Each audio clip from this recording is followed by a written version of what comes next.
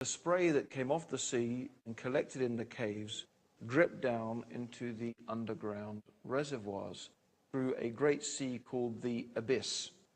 In fact, it was not until the 18th century that the water cycle was really accurately described. Yet the Quran says 1,400 years ago, in the 39th surah, in the 21st ayah, have you not seen that Allah sent water down from the sky and led it through sources into the ground? This is a simple but in fact highly accurate description of the water cycle.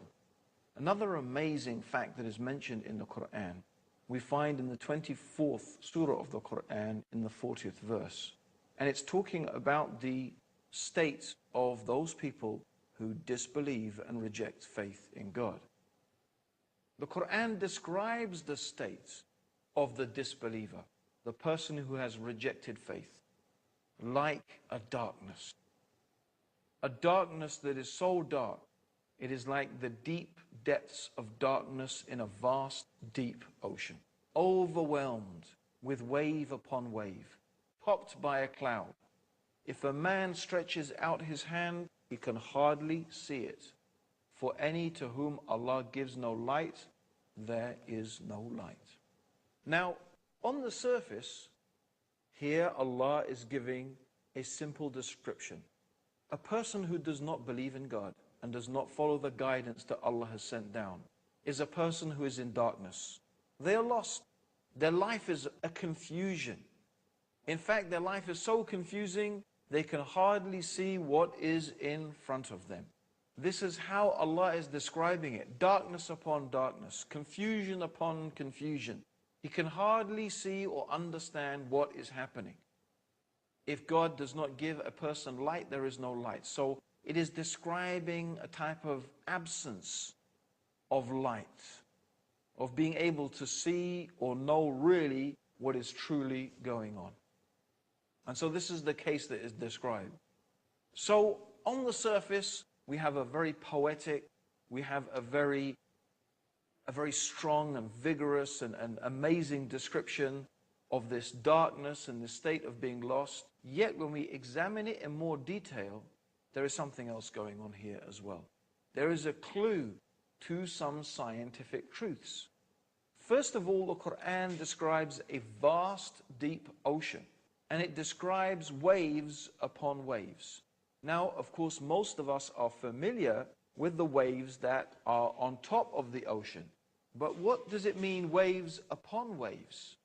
Are there other waves in the ocean? Well, we're going to find out. Also, the Quran talks about a person being deprived of light, that they can hardly see. Now, a ray of light is composed of 7 colors: violet, indigo, blue, green, yellow, orange, and red. And light, when it hits water, goes through what is called refraction. That means that, for example, in the upper 10 to 15 meters, the water absorbs the red color.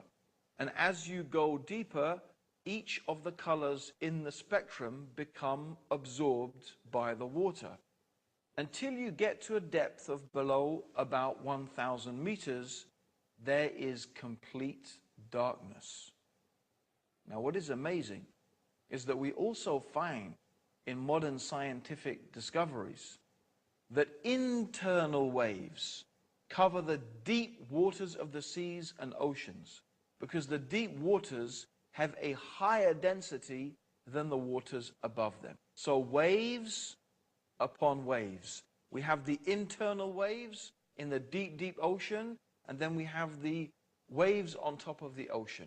And then the clouds and so on and so forth, they add to the darkness and the disparity and the breaking up and the refracting of light. Now, what is interesting is the deep darkness. Remember, the Quran says they stretch out their hand, they can hardly see it. This deep darkness begins below the internal waves in the ocean. In fact, there are certain fish down at those depths which need their own lights in order to be able to see. And amazingly, Allah has created these creatures that can actually generate their own lights.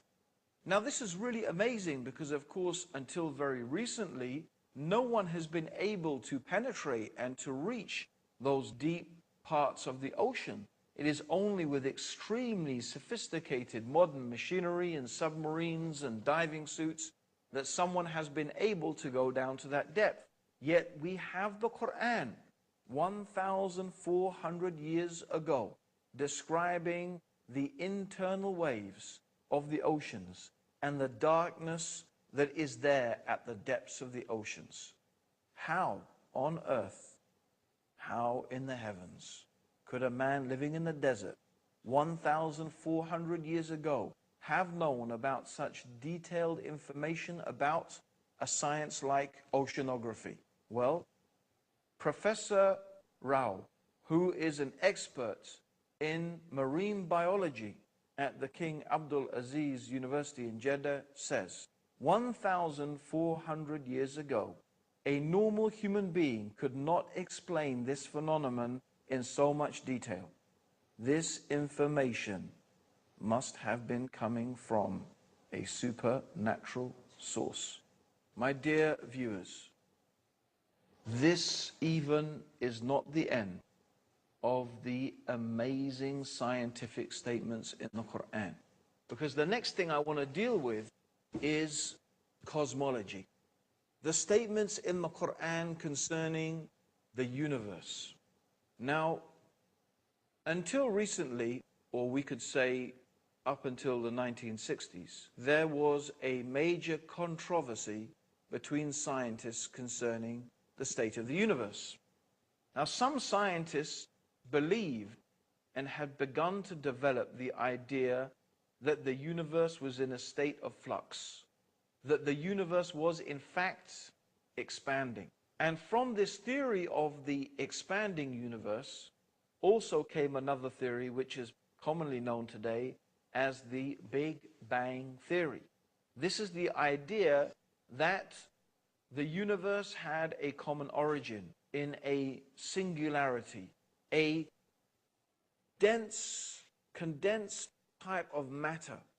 The universe was a infinitely small, we could say, part of dense matter.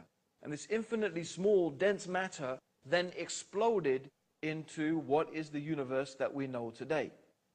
Now, this was opposed by the static state theory. The static state theory, and this was very much preferred theory of atheists, that the universe was the way it was eternally in the past and will keep on being that way eternally in the future.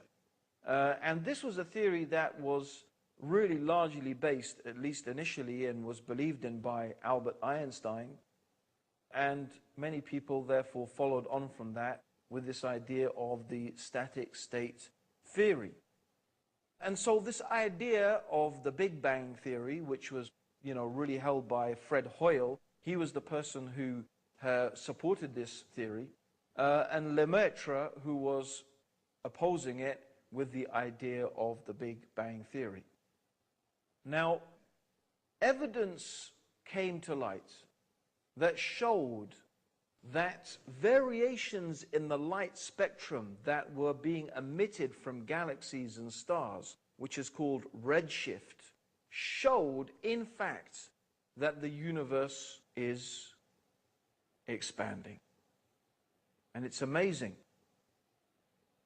that this scientific fact that has now been confirmed, and it is agreed upon by almost unanimously all scientists in the field, that we live in an expanding universe. And the evidence very, very clearly and strongly suggests that. What does the Quran say?